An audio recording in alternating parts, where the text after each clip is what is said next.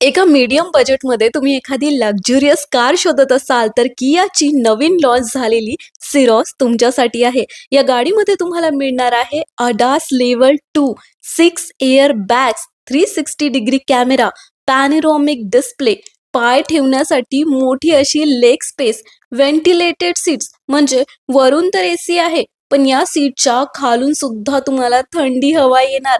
रिक्लाइंग seats म्हणजे मागचे बसलेले लोक सुद्धा आरामात प्रवास करू शकतील.